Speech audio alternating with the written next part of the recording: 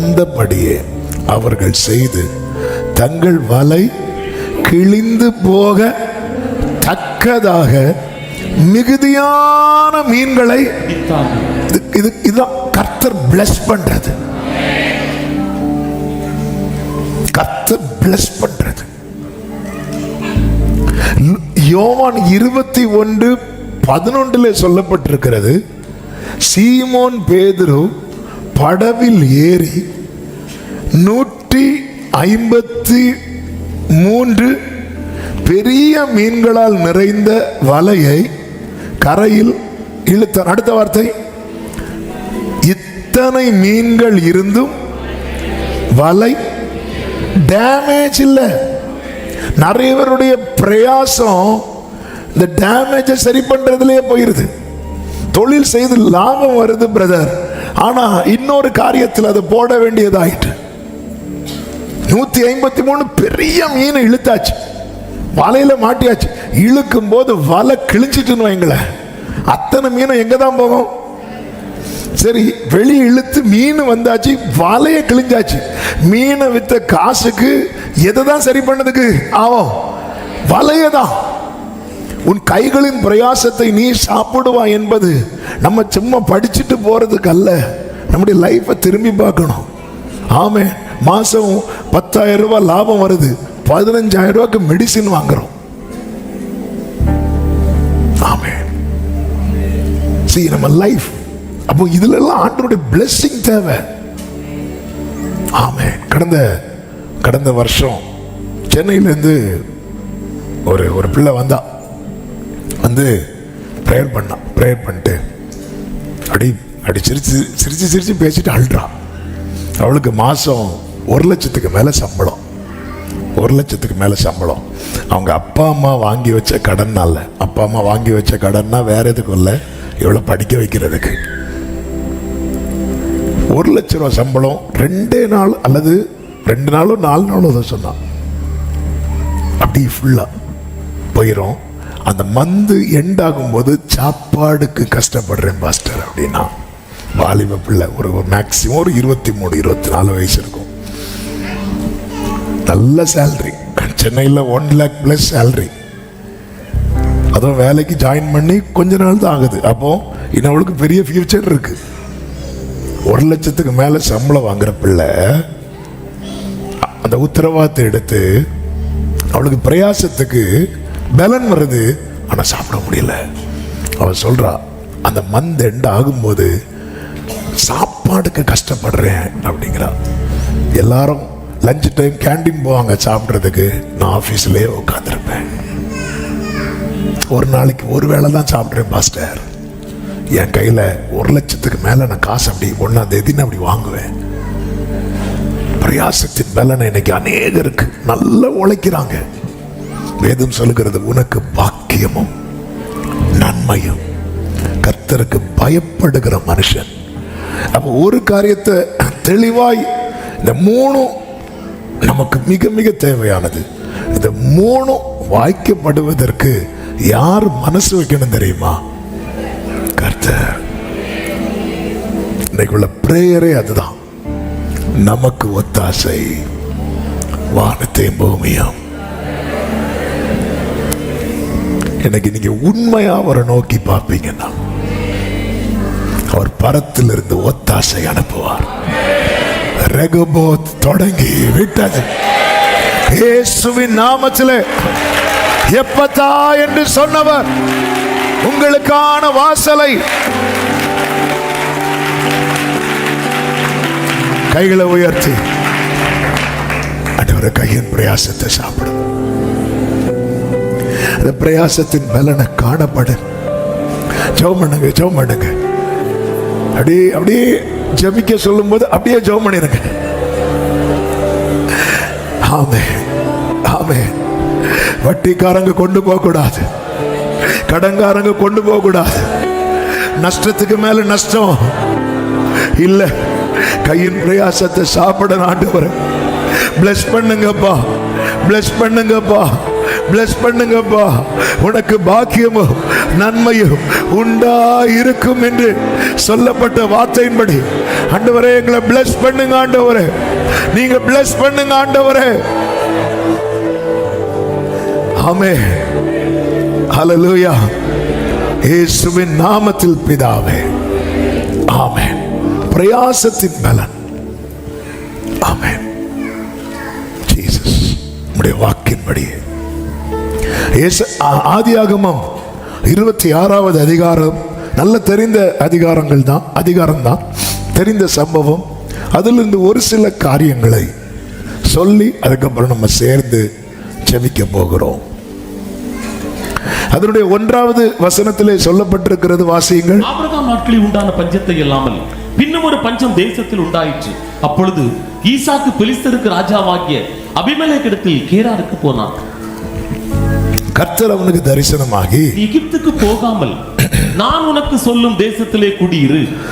ஆண்டவர் இப்ப என்ன சொல்றாருன்னா, நீ எகிப்துக்கு போயிராத. நமக்கு ஈசாக்கு ஆசீர்வதிக்கப்பட்ட காரியம் இந்த ஆதியாகமம் 26ல சொல்லப்பட்டிருக்கிறது. எந்த காலத்தில் தெரியுமா? பஞ்ச காலத்தில். அப்ப நம்ம ஃபர்ஸ்ட் கவனிக்க வேண்டிய முக்கியமான ஒரு காரியம் என்ன தெரியுமா? God's guidance.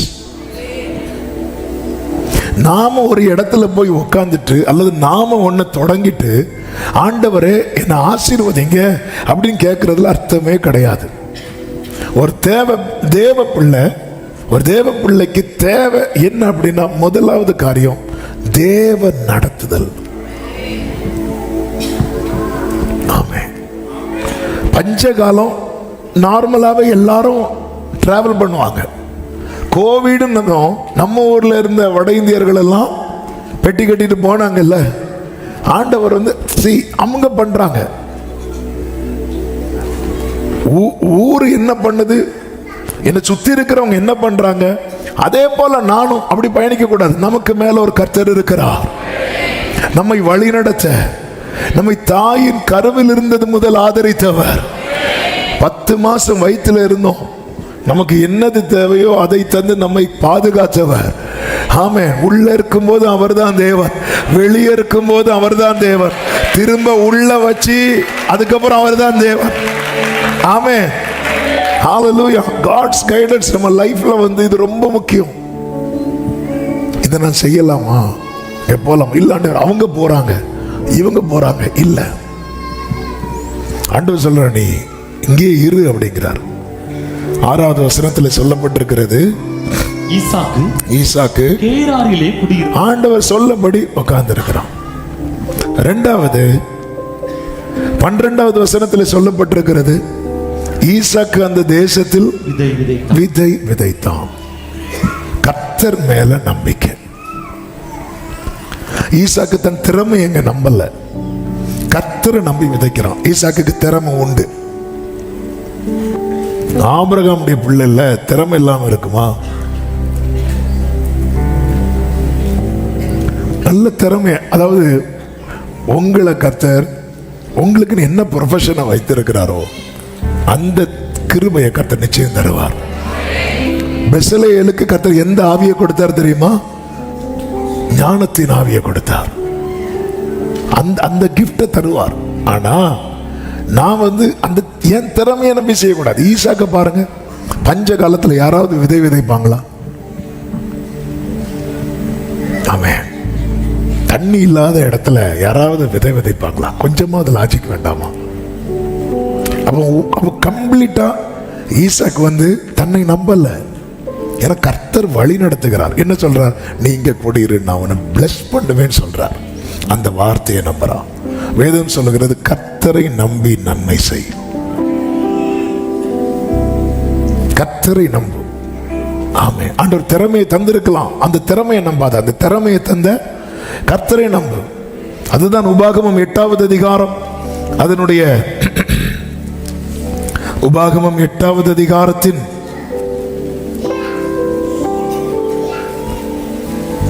17-18 வசனங்களை வாசிங்க. 16ல இருந்து வாசிங்க. உன் பிதாக்கள் அறியாத மன்னாவினால் வனாந்திரத்திலே உன்னை போஷித்து வந்தவர். வனாந்திரத்திலே நீ போஷிக்கப்பட்டிருக்கிற. அதாவது சாத்தியமில்லாத சிச்சுவேஷன்ல நீ ஆசீர்வதிக்கப்படும் போது யாரை மறக்க கூடாது? கர்த்தரை நீ மறவாமலும் என் சாமர்த்தியமும் என் கைபலனும் இந்த ஐஸ்வர்யத்தை எனக்கு சம்பாதித்தது என்று நீ உன் இருதயத்தில் சொல்லி வெளியே சொல்ல மாட்டோம். வெளியே கர்த்தர் தந்தார் தான் சொல்லுவோம். உள்ளதான் சுபடா கிபிடம். என் சாமர்த்தியம் என் கைபலன் சொல்லவே கூடாது ஒரு தேவ பிள்ளை.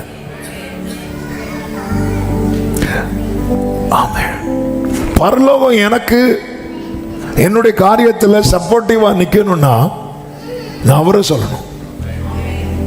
நான் என்ன சொல்லக்கூடாது? இதெல்லாம் நான் கஷ்டப்பட்டு சம்பாதித்தது இல்லை. கஷ்டப்பட்டீங்க, ஆனா ஆண்டவர் பிளஸ் பண்ணதுனால அது சம்பாத்தியமா மாறிச்சு.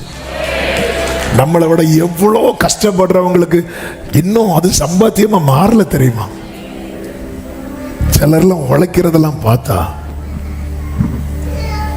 எனக்கு ஒருத்தங்களை தெரியும்.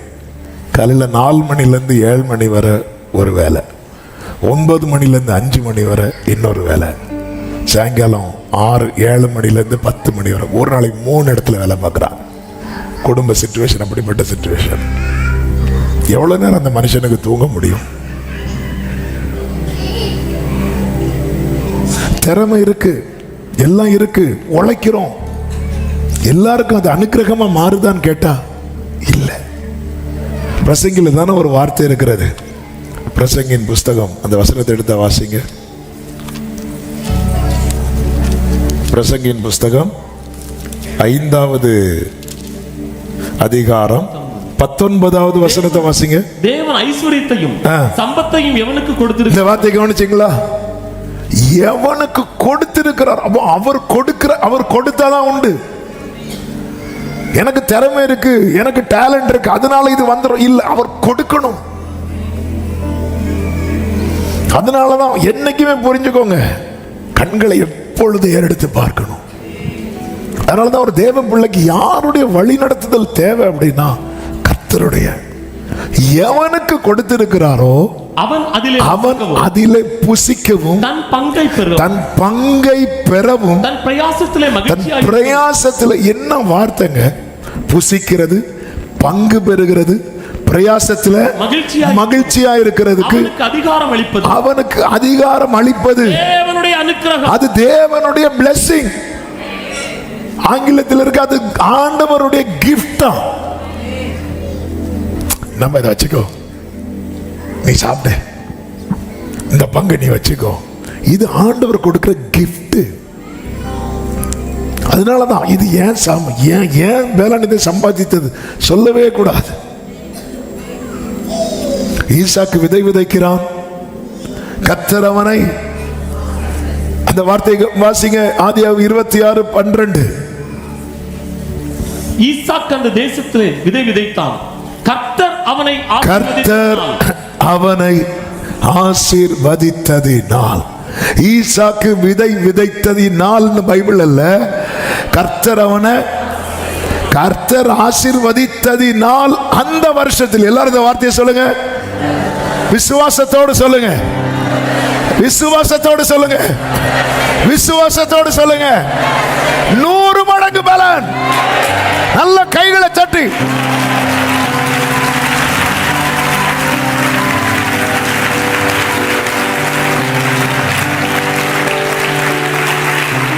அந்த வருஷத்தில் ஆண்டவர் bless பண்ணா, இந்த வருஷத்துல கிடைக்க வேண்டியது இந்த வருஷத்துல. ஆமென். இதுதான் ஆண்டவருடைய blessing. தன் காலத்தில் தன் கனியை தந்து. என்னைக்கோ விதைச்சு நான் நட்டு என் பிள்ளை அறுத்து என் பேர பிள்ளை சாப்பிட்டு அப்படி இல்லை. அந்த வருஷத்துல இது காட்ஸ் blessing. 100 மடங்கு. 13வது வசனத்தை வாசியுங்கள். அவன் ஐஸ்வரியவனாகி வர வர விருத்தி. இந்த வேடகம் ஆண்டவர் இப்படிதான் bless பண்ணுவார். உடனே விருத்தி இல்ல, திடீர்னு ஊதுனா வியாதிப்பாங்க. என்னங்க ஆச்சு? திடீர்னு ஒரு ஆள் மெலிஞ்சிட்டாங்கன்னா சுகரோ, ஆனா ஓடி ஓடி ஒருத்தங்க மெலிஞ்சிட்டாங்கன்னா வர வர விருத்தி அடைவார். வர வர இப்படிதான் ஆண்டவர் பிளஸ் பண்ணுவார். நமக்கு என்னன்னா, ஆண்டவரே இதோ நான் ஜெபிக்கிறேன், எழுப்பி பார்க்கும்போது என் முன்னாடி இருக்கிற பிரெட் எல்லாம் நிரம்பி, இது ஆண்டவருடைய பிளெஸிங். 100 மடங்கு பலன் நான் எடுத்ததும் மொத்தமா தரதில்ல, வர வர வர வர விருத்தி அடைந்து. நீங்க இன்னைக்கு இருந்துட்டு அடுத்த ஒரு 4 மாசம் கழிச்சு திரும்பி பார்த்தா தெரியும் நல்லா வச்சிருக்கிறார். அடுத்த ஒரு 10 மாசம் கழிச்சு திரும்பி பார்த்தா நல்லா வச்சிருக்கிறார். ஒரு 2 வருஷம் கழிச்சு திரும்பி பார்த்தா இதான் காட்ஸ் பிளெஸிங்.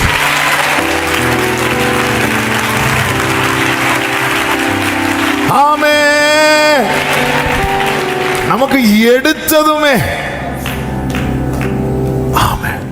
see எப்படி ஆண்டவர், ஏன்னா ஏன் வர வரனா ஹேண்டில் பண்ணணும். ஈசாக்கதை ஹேண்டில் பண்ணணும், அது அவனுக்கு ஆசீர்வாதமா மாறணும். ஆமென். நாம சாப்பிடுற சாப்பாடை சின்ன பிள்ளைங்களுக்கு கொடுத்தா என்ன பண்ணுவாங்க? வீடு ஃபுல்லா பெயிண்டா இருக்கும் இல்ல? அப்ப பிள்ளைகளுக்கு என்ன கொடுப்போமோ அதே வீட்டில் தான் எல்லாமே குக் ஆகும், எல்லாம் சமையல் பண்ணணும். ஐயோ அது ஏன் பிள்ளை, அதனால நான் அப்படி லெக் பீஸ் அப்படின்னா தூக்கிட்டு போக வேண்டியதான். வர வர வர நமக்கு தெரியுது. ஆமே, நமக்கு தெரியுது பிள்ளைக்கு என்ன கொடுக்கணும்னு.